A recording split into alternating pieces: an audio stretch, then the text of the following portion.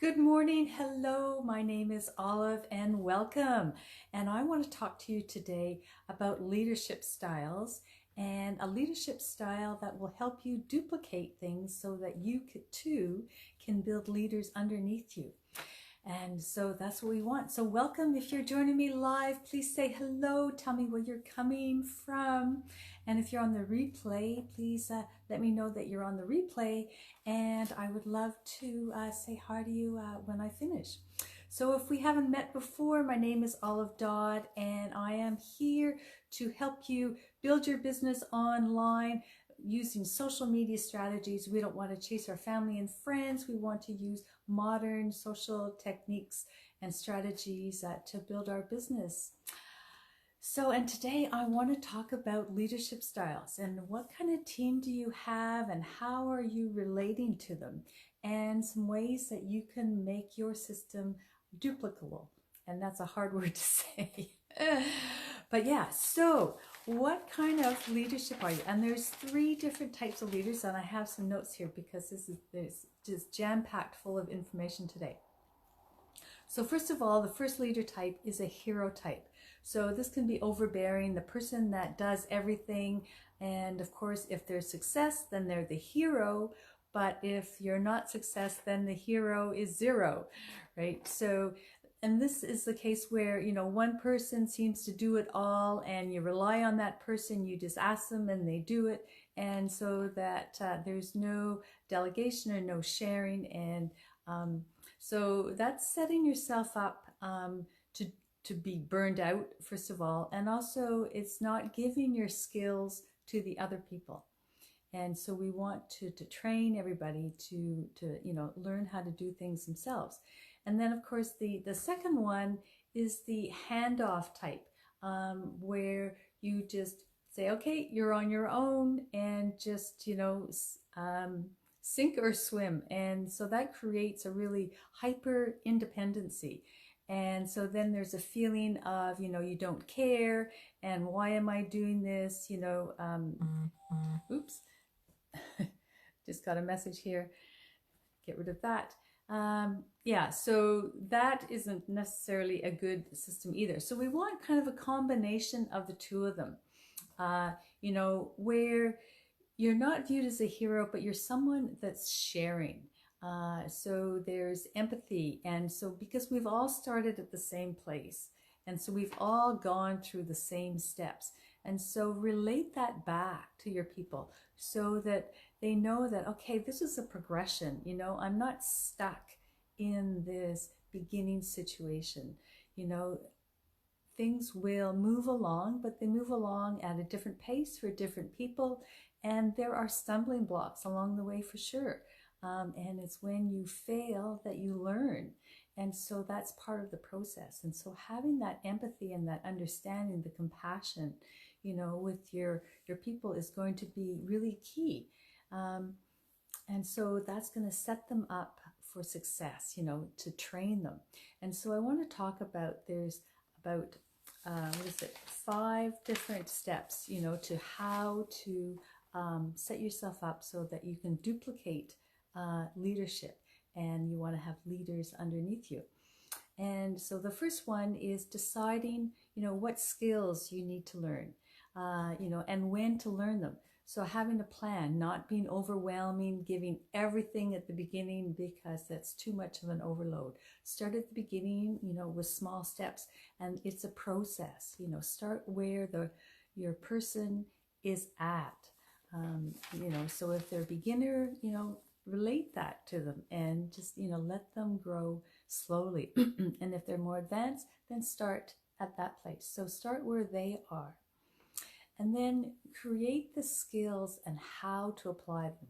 So there's all different concepts and things like that, but how do you actually do it?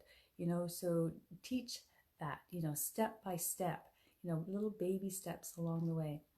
And so number 3 is to produce some kind of a training to build these steps. That can be a video, how-to video so that you can go back to it. It can be a template, something written. People learn in their own different ways. Some are visual, some are audible. And, doing examples. showing them by example, okay, this is how I did it. And so you can take this, model it, and move it on for yourself. And number 4 is then practicing these things. Like, for examples in lives, you might want to have a safe environment to practice your lives in. You could create a group, a closed group, where people can practice doing lives, get that past that camera shyness, and then it's in a safe environment where they're going to get lots of feedback and just get over those initial butterflies of actually going live. So creating a hands-on environment, or maybe it's practicing, talking one-on-one with people. Do that in a group setting. Do some little practice, things like that. So practice is really important, doing a hands-on type of training. And number 5, the last one, is kind of a long-term plan to improve your skills. And this kind of falls into something that's really dear to my heart. And one of the things I wanted to talk about here is how you present things. And do you share or do you hoard? There's, some people that are so open and they're willing to give everything that they can, all their notes and tidbits and things like that to other people because they want to pass on the information.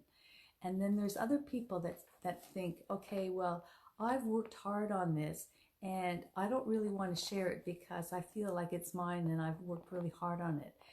And I've come across different situations where I've seen both of these, and I really prefer the sharing. It is so open, and it makes you want to do the same thing, because I come from the yoga world, and in the yoga world I know of a wonderful mentor, and she shares absolutely everything because she wants the teachings to be passed on. And there's another person in that type of environment, and they feel that it's all theirs and they don't want to share because then they would be giving away their secrets and they might lose money or something like that. And it's a totally different mindset. And so which are you? And I think that people are more open to the sharing side.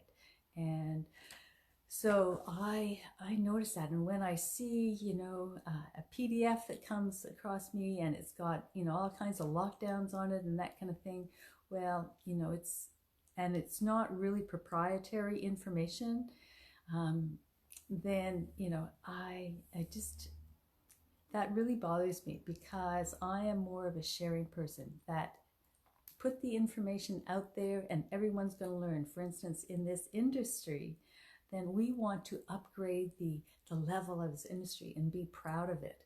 And so the only way to do that is to share our information and how to do things properly. So anyway, a little bit of a side rant on that, but that's something that's kind of close to my heart. So so when your members have questions, then that can create new training. So I guess my point number 5 is to always be improving your skills and moving with the times, because Facebook is always changing, social media is always changing. So keeping up with what's going on and changing your training to match the market at that particular time is really, really key. And so I just want to end with this quote from John Maxwell. And he says, everything worthwhile is uphill. And so there are going to be obstacles, there are going to be stumbles and falls and things like that. But, that's how we learn. And so we fail forward. So I just want to encourage you to get out there and fail forward, get out there and stumble and fall and try, and but have mentorship and a team, that's going to support you and inspire you to pick up and keep going. And so the mentorship is really important. I'm very lucky that I have some wonderful mentors that I'm working with, and it is just absolutely fabulous because that keeps me going. And so just encourage and share your journey. So that's a wrap for me today, and I hope that has been of some value to you. If it has, let me know that. And if you find that you think of anybody else that might find this worthwhile, then please feel free to pass this on to them. So I hope you have a wonderful day, whatever part of the day it is for you, day, evening, and we'll see you again on Monday in a few days. So have a wonderful weekend. Happy Friday. Bye for now.